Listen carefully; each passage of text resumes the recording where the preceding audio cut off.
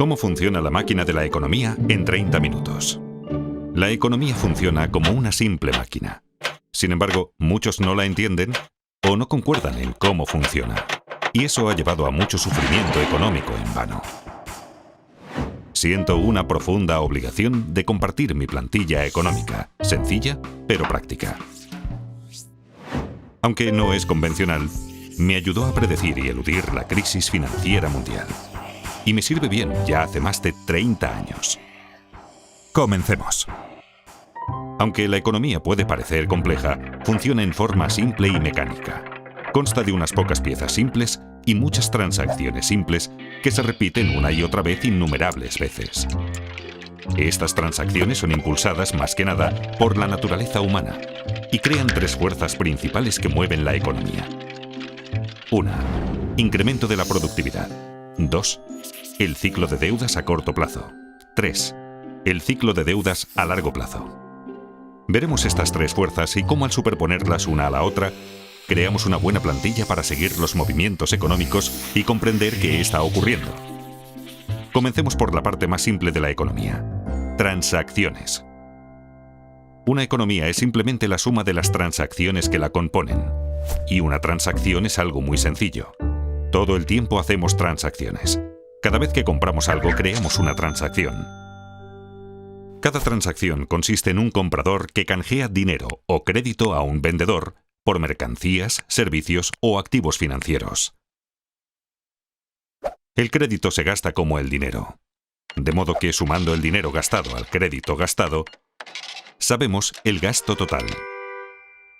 El gasto total impulsa la economía. Si dividimos la suma gastada por la cantidad vendida, obtenemos el precio. Y eso es todo. Esto es una transacción. Es el pilar de la máquina de la economía. Los ciclos y fuerzas de una economía son impulsados por transacciones. Así que si entendemos las transacciones, entendemos toda la economía.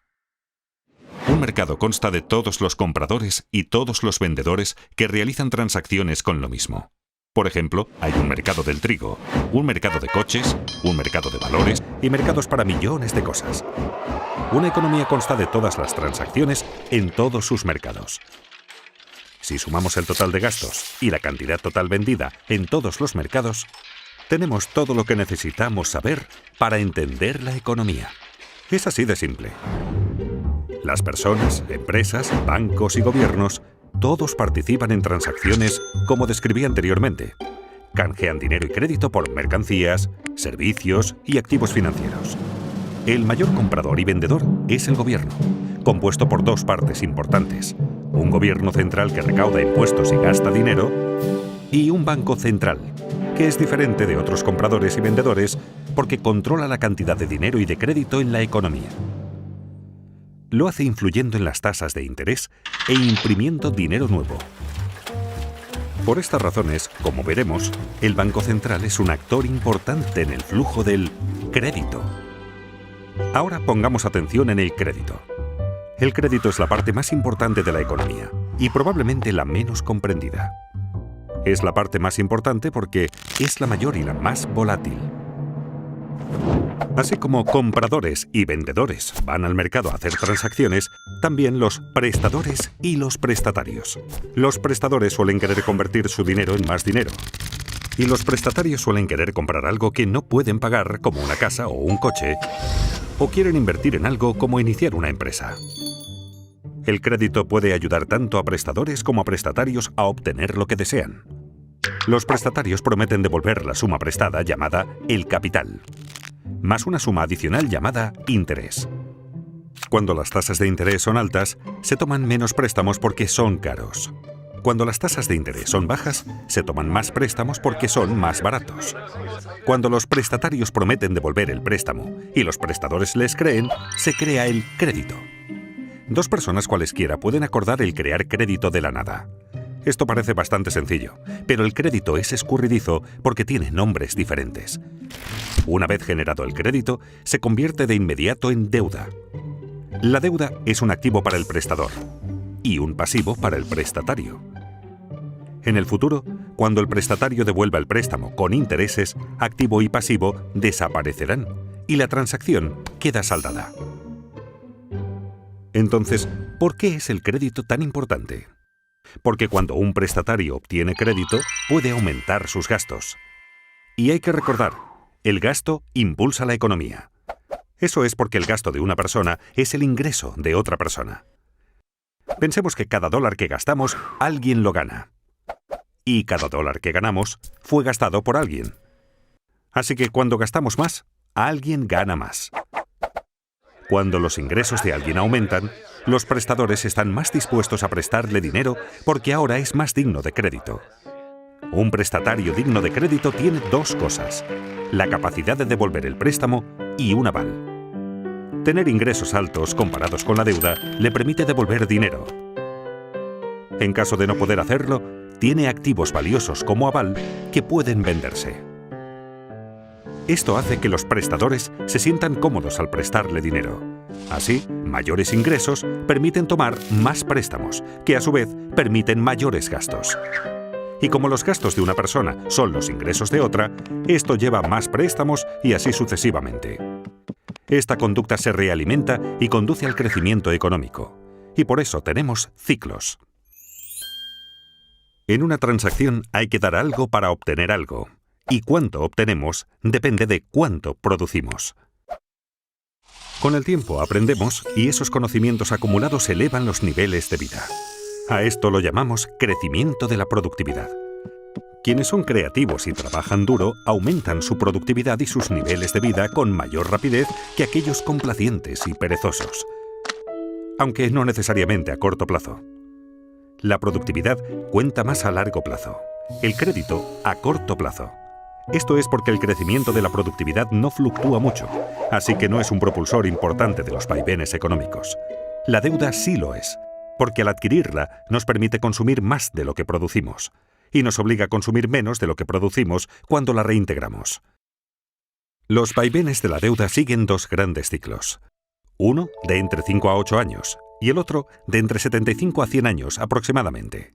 Aunque la mayoría de la gente siente los vaivenes, habitualmente no los ve como ciclos porque los ve demasiado de cerca, día a día, semana a semana. En este capítulo daremos un paso atrás para ver estas tres grandes fuerzas y cómo interactúan para crear nuestras experiencias. Vimos que los vaivenes alrededor de la línea no surgen de cuánta innovación o trabajo arduo hay, sino sobre todo de cuánto crédito hay. Imaginemos por un momento una economía sin crédito. En esta economía solo puedo aumentar mis gastos si aumento mis ingresos, lo cual me exige ser más productivo y trabajar más. Una productividad mayor es el único camino hacia el crecimiento. Como mis gastos son los ingresos de otra persona, la economía crece cada vez que yo u otro cualquiera es más productivo. Si seguimos las transacciones y las mostramos, vemos una progresión como la línea de crecimiento de la productividad. Pero como tomamos préstamos, tenemos ciclos. Esto no surge de ninguna ley o reglamento, sino de la naturaleza humana y de cómo funciona el crédito. Pensemos en tomar préstamos como estirar los gastos hacia adelante. Para comprar algo que no podemos permitirnos, hay que gastar más de lo que se gana. Para ello, debemos tomar prestado de nuestro propio futuro. Así creamos un tiempo en el futuro en el que deberemos gastar menos de lo que ganamos para poder devolverlo. Muy rápidamente se asemeja a un ciclo. En esencia, cada préstamo que tomamos crea un ciclo. Esto es tan cierto para un individuo como para la economía. Por eso es tan importante entender el crédito, porque pone en marcha una serie de acontecimientos futuros, mecánicos y predecibles. Esto diferencia al crédito del dinero. El dinero es aquello con que saldamos transacciones. Cuando compramos una cerveza con efectivo, la transacción queda saldada de inmediato. En cambio, si la compramos con crédito, es como abrir una cuenta en el bar. Prometemos pagar en el futuro. Y junto al barman, creamos un activo y un pasivo. Acabamos de crear crédito de la nada. Solo más tarde, al pagar la cuenta del bar, desaparecen el activo y el pasivo. La deuda se esfuma y la transacción está saldada. En realidad, lo que la mayoría llama dinero es de hecho crédito. El total de crédito en Estados Unidos es de unos 50 millones de dólares, y el total del dinero circulante es de apenas unos 3 millones de millones. Recordemos, en una economía sin crédito, la única forma de gastar más es producir más. Pero en una economía con crédito, también podemos gastar más pidiendo préstamos. Como resultado, en una economía con crédito el gasto es mayor, permitiendo a los ingresos subir más rápido que la productividad a corto plazo, pero no a largo plazo. Ahora bien, no me malinterpreten. El crédito no es necesariamente algo malo que solo causa ciclos. Es malo cuando financia un exceso de consumo que no puede reembolsarse. Sin embargo, es bueno cuando asigna recursos con eficacia y produce ingresos que nos permiten devolver la deuda. Por ejemplo, si tomamos un préstamo para comprar una televisión grande, el aparato no genera ingresos para que devolvamos lo prestado. Pero si tomamos un préstamo para comprar un tractor, y así poder cosechar mayores cultivos y ganar más dinero, podremos devolver lo prestado y mejorar nuestro nivel de vida. En una economía con crédito, podemos seguir las transacciones y ver cómo el crédito genera crecimiento. Veamos un ejemplo.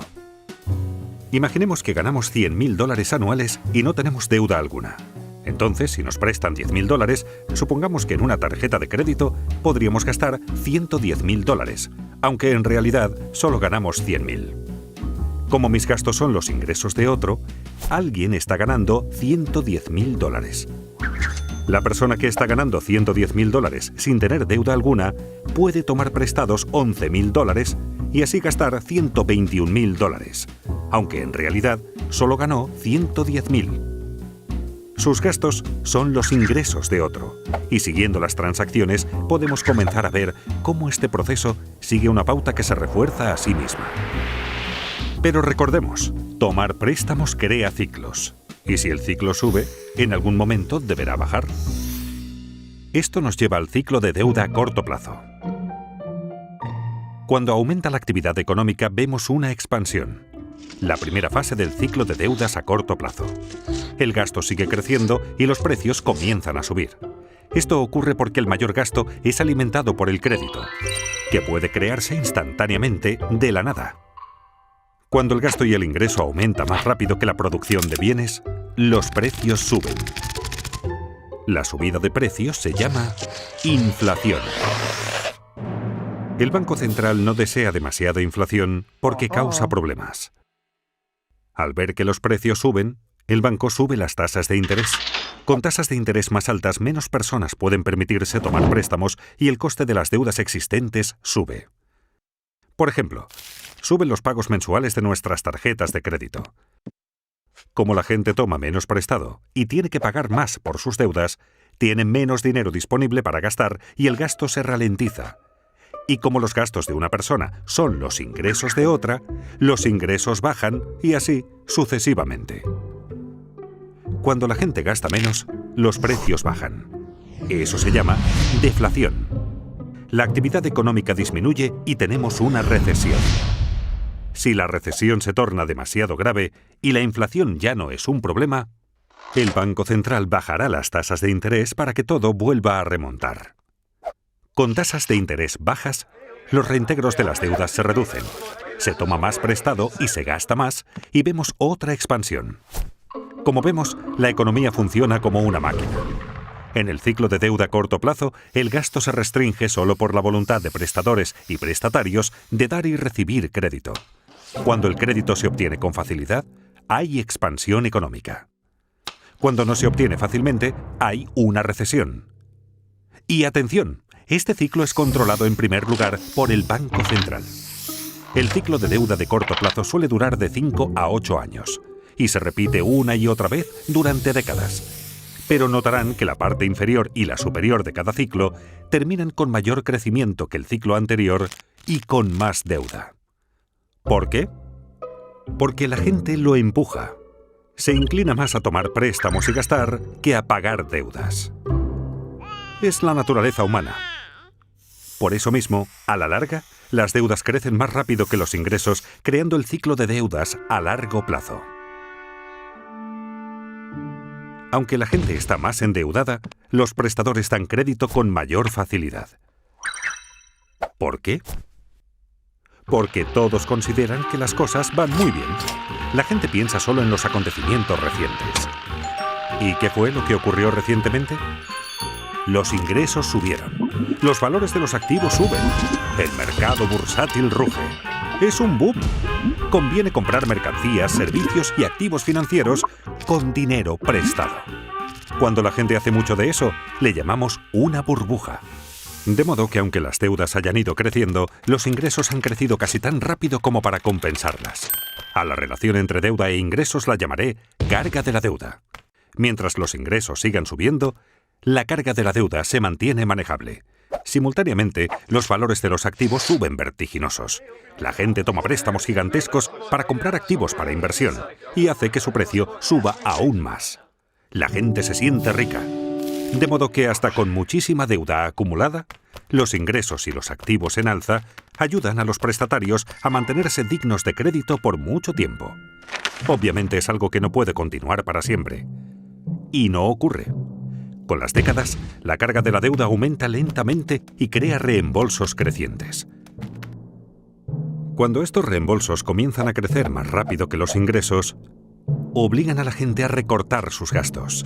Y como los gastos de una persona son los ingresos de otra, los ingresos comienzan a bajar, lo que convierte a la gente en menos digna de crédito y reduce los préstamos tomados.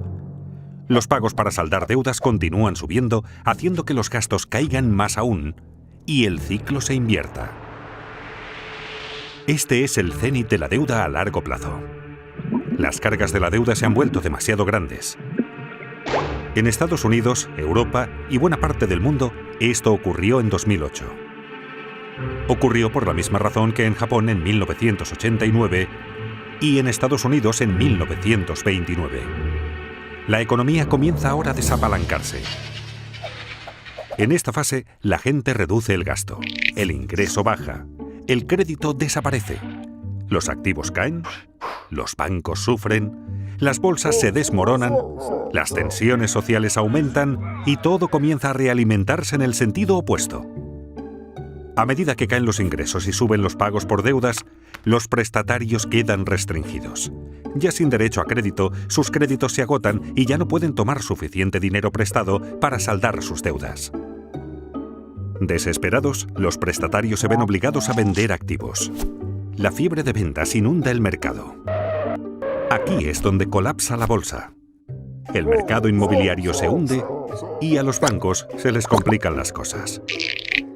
Cuando los activos bajan de precio, bajan los valores de los avales de los prestatarios. Esto hace que los prestatarios merezcan aún menos crédito. La gente se siente pobre. El crédito desaparece rápidamente. Menos gasto, menos ingreso, menos riqueza, menos crédito, menos préstamos tomados y así sucesivamente. Es un círculo vicioso. Se asemeja a una recesión, pero la diferencia aquí es que no se pueden bajar las tasas de interés para salvar la situación. En una recesión, la baja de tasas estimula la toma de préstamos. Pero en un desapalancamiento, bajar las tasas no sirve, pues las tasas de interés ya están bajas y llegan pronto al 0%. Así que se acaba el estímulo. Las tasas de interés en Estados Unidos llegaron al 0% durante el desapalancamiento de la década de 1930 y nuevamente en 2008. La diferencia entre una recesión y un desapalancamiento es que en este, la carga de la deuda sobre los prestatarios creció demasiado y no pudo aliviarse bajando las tasas de interés. Los prestadores comprenden que deudas tan excesivas no pueden ser devueltas totalmente. Los prestatarios perdieron su capacidad de pagar y sus avales perdieron valor. Se sienten paralizados por la deuda y ya no quieren más. Los prestadores dejan de prestar. Los prestatarios dejan de tomar prestado. Pensemos en la economía como indigna de crédito. Como una persona. ¿Qué hacer entonces con el desapalancamiento? El problema es que las cargas de las deudas son muy altas y deben bajar. Hay 4 formas en que esto puede ocurrir. 1. Personas, empresas y gobiernos recortan sus gastos. 2. Se reducen las deudas mediante moratorias y reestructuras. 3. La riqueza se redistribuye de los que tienen a los que no tienen. 4. El Banco Central imprime dinero nuevo. Estas 4 formas ocurrieron en cada desapalancamiento de la historia moderna. Es habitual recortar primero los gastos. Como vimos, personas, empresas, bancos y hasta gobiernos se ajustan el cinturón y recortan gastos para poder pagar sus deudas. Esto se llama con frecuencia austeridad. Cuando los prestatarios dejan de contraer nuevas deudas y comienzan a pagar las deudas viejas, puede esperarse que la carga de la deuda baje. Pero ocurre lo contrario. Como se recorta el gasto, y el gasto de una persona es el ingreso de otra, esto hace que los ingresos caigan más rápido de lo que se saldan las deudas, y así la carga de la deuda de hecho empeora. Como vimos, este recorte del gasto es deflacionario y doloroso. Las empresas están forzadas a reducir costes, lo que significa menos empleos y mayor paro. Esto lleva a la etapa siguiente. Deben reducirse las deudas. Muchos no pueden pagar sus préstamos y las deudas del prestatario son el activo del prestador. Cuando los prestatarios no pagan al banco, la gente teme que el banco no pueda pagarle lo suyo y corre a retirar su dinero del banco. Los bancos quedan restringidos y la gente, las empresas y los bancos dejan de pagar sus deudas. Esta grave contracción económica es una depresión. Buena parte de una depresión consiste en descubrir que lo que suponíamos era nuestra riqueza no está. Volvamos al bar. Cuando compramos una caña a cuenta, prometimos pagarle al dueño del bar. Nuestra promesa se convirtió en un activo del barman. Si no cumplimos la promesa, no le pagamos y entramos en moratoria de nuestra cuenta de bar. Entonces, este activo que tenía, de hecho, no vale nada. En esencia, ha desaparecido. Muchos prestadores no quieren ver su patrimonio desaparecer y acuerdan reestructurar la deuda. Esto significa que los prestadores recibirán un reembolso menor o que cobrarán en un lapso mayor o con un interés menor al acordado inicialmente. De esta manera, se incumple un contrato a pesar de que se reduce la deuda. Los prestadores prefieren así un poco de algo antes que el total de la nada. Pese a que desaparece deuda, su reestructuración hace que los valores de ingresos y activos desaparezcan más rápido, con lo cual la carga de la deuda continúa empeorando. Como recortar gastos, reducir la deuda también es doloroso y deflacionario. Todo esto afecta al gobierno central porque menores ingresos y menos empleo significan que el gobierno recauda menos impuestos. Al mismo tiempo, necesita aumentar su gasto por el aumento del paro. Muchos de los parados tienen ahorros inadecuados y necesitan apoyo financiero del gobierno. Además, los gobiernos crean planes de incentivos y aumentan sus gastos para compensar la baja de la economía. Los déficits presupuestarios gubernamentales crecen explosivamente durante un desapalancamiento porque gastan más de lo recaudado por impuestos. Eso es lo que está ocurriendo cuando oímos sobre el déficit en los noticiarios. Para financiar los déficits, los gobiernos deben subir los impuestos o tomar dinero prestado. Pero con ingresos en caída y tantos en paro, ¿de quién vendrá el dinero? De los ricos. Ya que los gobiernos necesitan más dinero y la riqueza está muy concentrada en manos de un pequeño porcentaje de la gente, es natural que los gobiernos cobren más impuestos a los acaudalados, lo cual facilita una redistribución de la riqueza en la economía de los que tienen hacia los que no tienen. Los que no tienen y sufren comienzan a sentir resentimiento hacia los ricos que tienen. Los que tienen, sufriendo la economía débil, los precios de los activos en baja y los impuestos en alza, comienzan a sentir resentimiento hacia los que no tienen. Si la depresión continúa, puede alterarse el orden social.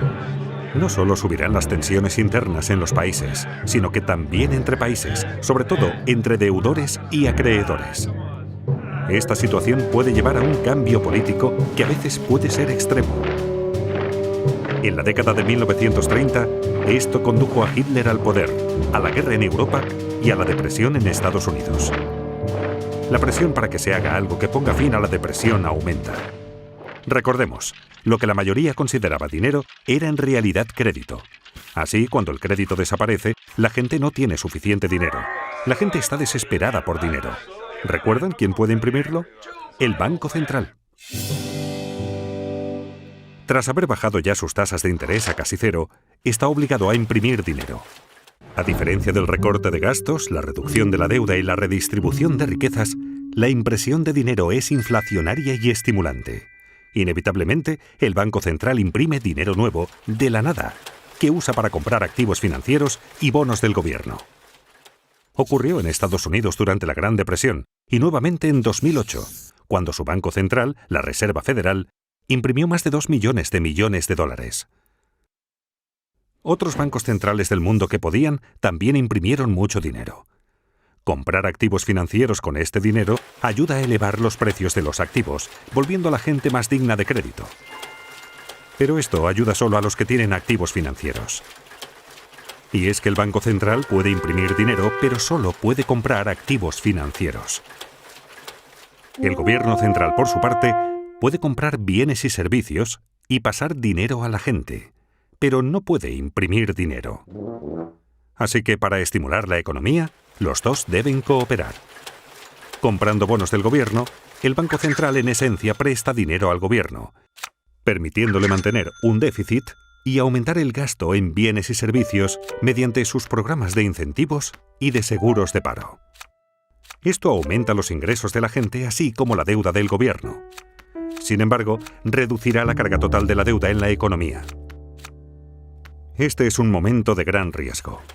Quienes formulan las políticas deben equilibrar las 4 formas en que se reduce la carga de la deuda. Las formas deflacionarias deben equilibrar a las inflacionarias para mantener la estabilidad.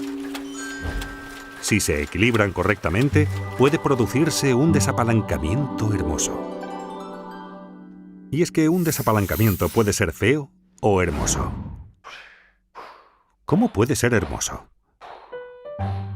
Aunque un desapalancamiento es una situación difícil, manejar óptimamente una situación difícil es algo hermoso. Mucho más bello que los excesos desequilibrados y alimentados con deuda de la fase de apalancamiento. En un desapalancamiento hermoso, las deudas disminuyen respecto de los ingresos. El crecimiento económico real es positivo y la inflación no es un problema. Se obtiene con el equilibrio correcto. El equilibrio correcto exige cierta mezcla de recorte de gastos, reducción de la deuda, transferencia de riquezas e impresión de dinero para mantener la estabilidad económica y social. La gente pregunta si la impresión de dinero causará inflación. No, si compensa el crédito que cae. Recordemos, el gasto es lo que importa. $1 de gastos pagado con dinero afecta a los precios igual que $1 de gastos pagado con crédito. Imprimiendo dinero, el Banco Central puede compensar la desaparición de crédito con un aumento de la cantidad de dinero. Para cambiar esta situación, el Banco Central necesita no solo fomentar el crecimiento de los ingresos, sino lograr que la tasa de crecimiento del ingreso supere a la tasa de interés sobre la deuda acumulada. ¿Qué quiero decir con ello? En esencia, los ingresos deben crecer más rápido que las deudas. Por ejemplo, supongamos que un país en desapalancamiento tiene una relación deuda-ingreso del 100%. Esto significa que su deuda total es igual a los ingresos del país entero en un año. Pensemos ahora en la tasa de interés sobre esa deuda, digamos que del 2%. Si la deuda crece al 2% por esa tasa de interés y el ingreso crece solo al 1%, jamás se reducirá la carga de la deuda. Se necesita imprimir suficiente dinero para que la tasa de crecimiento del ingreso supere a la tasa de interés. No obstante, es fácil abusar de la impresión de dinero por ser tan fácil y porque la gente la prefiere a las alternativas. La clave es evitar imprimir demasiado dinero y provocar una inflación inaceptablemente alta, como hizo Alemania en el desapalancamiento de la década de 1920. Si los responsables logran el equilibrio correcto, un desapalancamiento no es tan dramático. El crecimiento es lento, pero las cargas de la deuda bajan. Así es un desapalancamiento hermoso. Con los ingresos en alza, los prestatarios comienzan a parecer más dignos de crédito. Y cuando esto ocurre, los prestadores vuelven a prestar. Las cargas de las deudas comienzan por fin a bajar. Al poder tomar préstamos, la gente puede gastar más. La economía comienza ahora a crecer nuevamente hacia la fase de reflación del ciclo de deudas a largo plazo. Aunque el desapalancamiento puede ser horrible si se maneja mal, cuando se maneja adecuadamente, solucionará el problema. Lleva unos 10 años o más el que las cargas bajen y la actividad económica retorne a la normalidad. Y de ahí la expresión década perdida. En conclusión, por supuesto, la economía es un poco más compleja de lo que esta plantilla sugiere.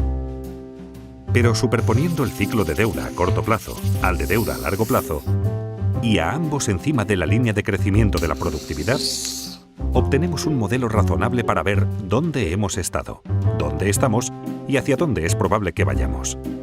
En resumen, hay 3 reglas prácticas que me gustaría que les quedaran de esta charla.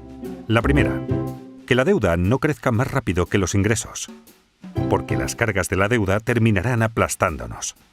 La segunda, que los ingresos no crezcan más rápido que la productividad, porque eso nos hará no competitivos. Y la tercera, hacer todo lo posible para aumentar la productividad, pues a largo plazo es lo que más importa. Son consejos sencillos para todos, incluidos los responsables de políticas. Sorprendentemente, la mayoría de la gente, y también de los responsables de políticas, no presta atención suficiente a esto. Esta plantilla ha funcionado en mi caso, y espero que funcione en el vuestro. Muchas gracias.